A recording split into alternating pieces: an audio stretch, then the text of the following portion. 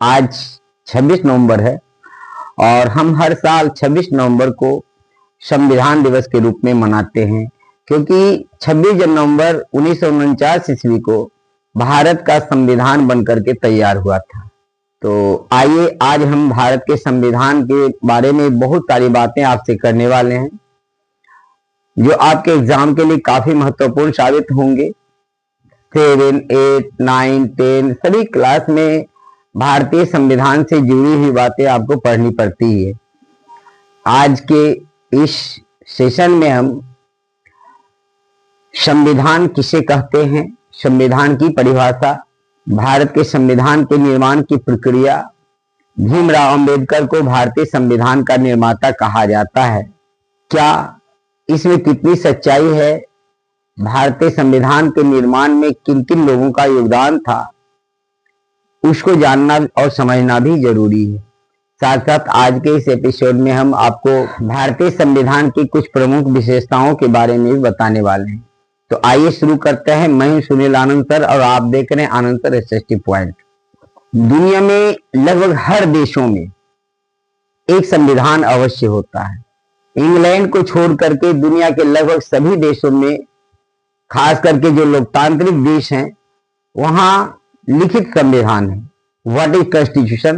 Constitution is a set of rules by which a country is governed. संविधान नियमों कानूनों का एक ऐसा संकलन होता है जिसके द्वारा किसी भी देश पर शासन किया जाता है।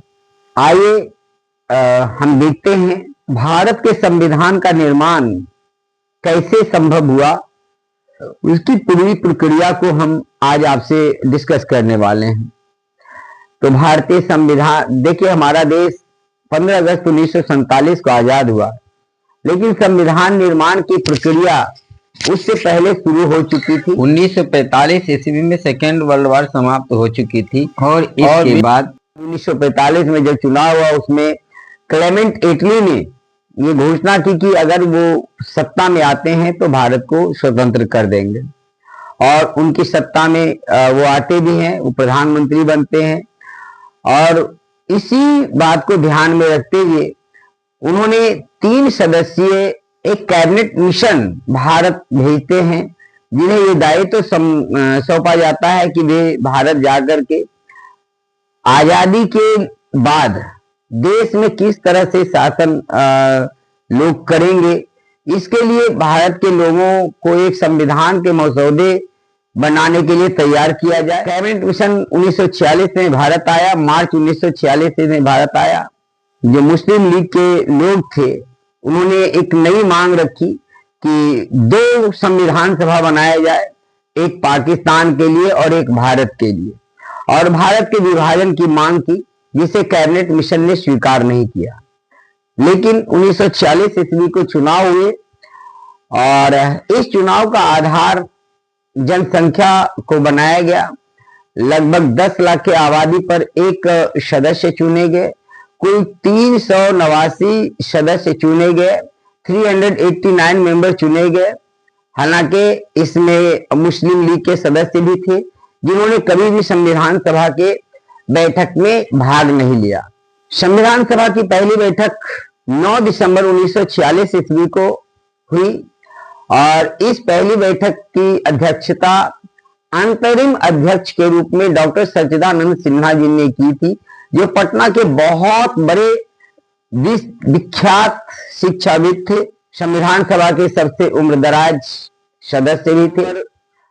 11 दिसंबर 1946 ईस्वी को संविधान सभा की बैठक हुई।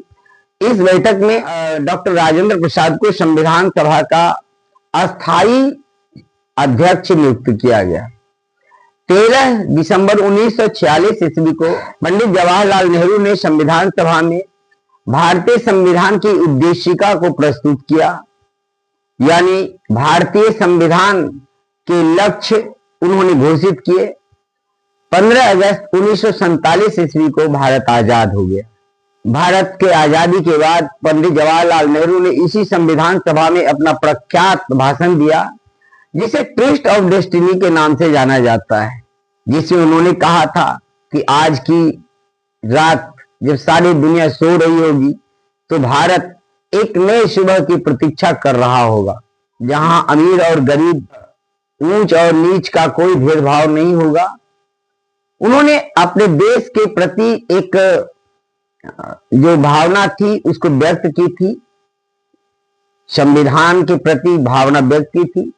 आजादी के बाद जो कॉन्स्टिट्यूएंट असेंबली थी, संसद था, उसका काम भी कॉन्स्टिट्यूएंट असेंबली को ही सौंप दिया गया, यानी कॉन्स्टिट्यूएंट असेंबली अब पार्लियामेंट के रूप में काम कर रही थी।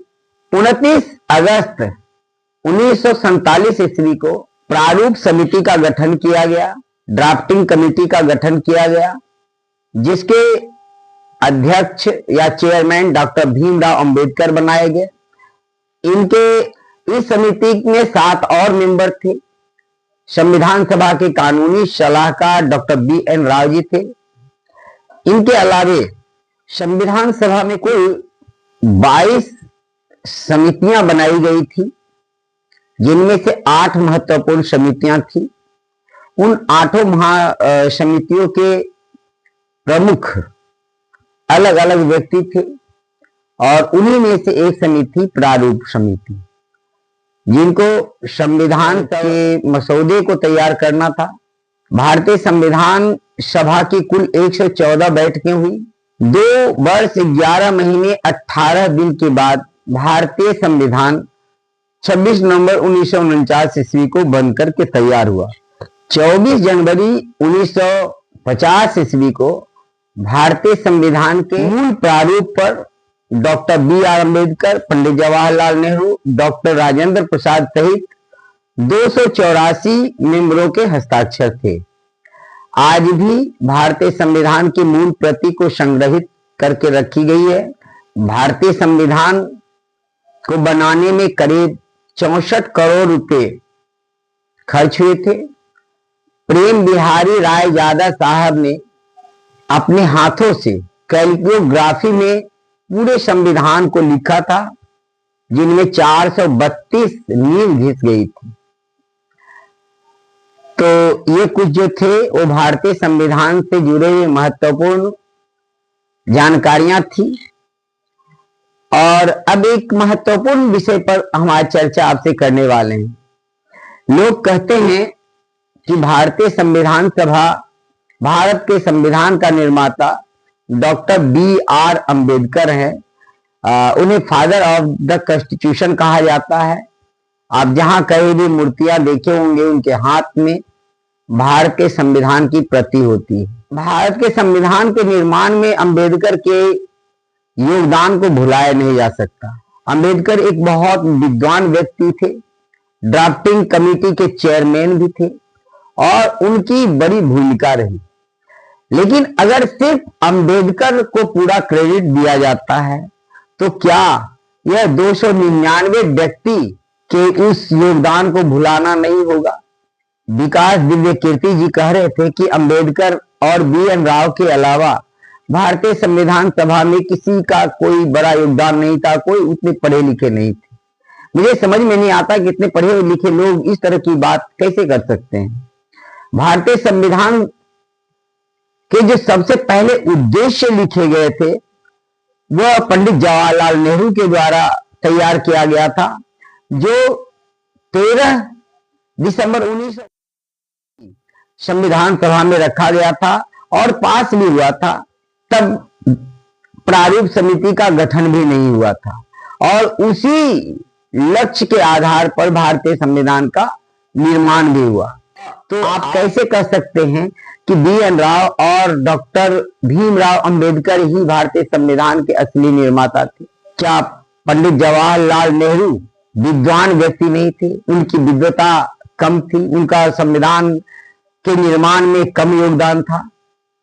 अगर मैं कहूं कि भारतीय संविधान के निर्माण में सबसे ज्यादा उन्हीं का योगदान था, तो ये अतिशयोक्ति इसलिए नहीं होगी क्योंकि वो भारत के उस समय प्रधानमंत्री भी थे और उनकी चलती भी थी। दूसरी ओर भारतीय संविधान सभा के अध्यक्ष डॉक्टर राजेंद्र प्रसाद थे, जिनकी विद्वता के बारे में कुछ कहना सूरज को दीपक दिखाने के जैसा है। डॉक्टर राजेंद्र प्रसाद अपने जीवन में जितनी भी परीक्षाओं दी, सब में वो टॉप रहे, वकालत में भी वो टॉप थे, बाद में भारत के राष्ट्रपति भी बने।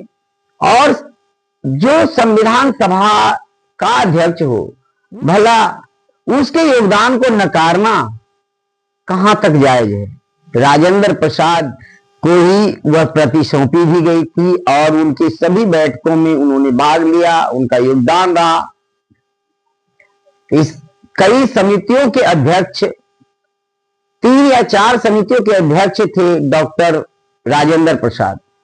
राजेंद्र प्रसाद के अलावे डॉक्टर सरदार वल्लभ भाई पटेल भी कई समितियों के अध्यक्ष थे, महान विद्वान थे, वकालत भी करते थे और उनकी सिफारिशें भी काफी महत्वपूर्ण रही। इसके अलावा पट्टाभी सीतारमैया, के.एम. मुंशी, सरोजिनी नायडू, बहुत सारे जो विद्वान लोग थे वह सब पढ़े लिखे लोग ही तो संविधान सभा में थे और अलग अलग समितियों के अध्यक्ष भी थे। मेरे ख्याल से बी.एन. राव और डॉक्टर अंबेडकर को भारतीय संविधान के निर्माण का पूरा श्रेय दिया जाना उचित नहीं है। यह एक समन्वित प्रयास था। देखिए होता क्या था, संविधान सभा के सामने जो भी विषय लाए जाते थे वह विषय संविधान सभा के किसी भी सदस्य के द्वारा लाए जा सकते थे और लाए जाते थे। इसके अलावा देश के आम नागरिक भी पोस्ट ऑफिस के माध्यम से, चिट्ठी के माध्यम से, तार के माध्यम से अपने विषय संविधान सभा के सामने रखते थे और फिर उन पर गहन विचार मंथन होती थी, उन पर बहस होती थी, कई बार तो गर्मा गर्म बहस होती थी। पक्ष और विपक्ष के लोग अपनी बातें रखते थे और फिर इसके बाद जब वोटिंग होती थी और वोटिंग के बाद जो प्रस्ताव पास होता था, ड्राफ्टिंग कमेटी सिर्फ उसी को ड्राफ्ट करती थी, उसको लिखती थी। अब बताइए कि जो प्रस्ताव पास हुआ संसद के द्वारा, उसको लिखने वाले को, समिति को पूरा श्रेय देना कहां तक उचित है। इसके अलावे और भी बहुत सारी बातें हैं जो ये बताती है कि भारतीय संविधान सभा के कई और फैक्टर थे, भारतीय संविधान के कई और भी फैक्टर थे। जैसे कि भारतीय संविधान के निर्माण में दुनिया के अन्य देशों के संविधान से बहुत कुछ लिया गया और इसीलिए कुछ लोग कहते हैं कि भारत का संविधान उधार का संविधान है। भारत के संविधान का सबसे बड़ा हिस्सा भारत सरकार अधिनियम 1935 से लिया गया। इसके अलावा अमेरिका के संविधान से सुप्रीम कोर्ट की स्थापना, शक्तियों के विभाजन, इसके अलावे मौलिक अधिकार, अमेरिका के इंग्लैंड के संविधान से पार्लियामेंट की सर्वोच्चता, रूस के संविधान से कई बातें ली गई, आयरलैंड के संविधान से, फ्रांस के संविधान से, दुनिया के कई देशों के संविधान से प्रमुख बातें ली गई और फिर एक अच्छा संविधान बनाने का प्रयास किया गया। जब 1950 को भारत का संविधान लागू हुआ था तब इसमें 395 अनुच्छेद, 22 भाग और 8 अनुसूचियां थी।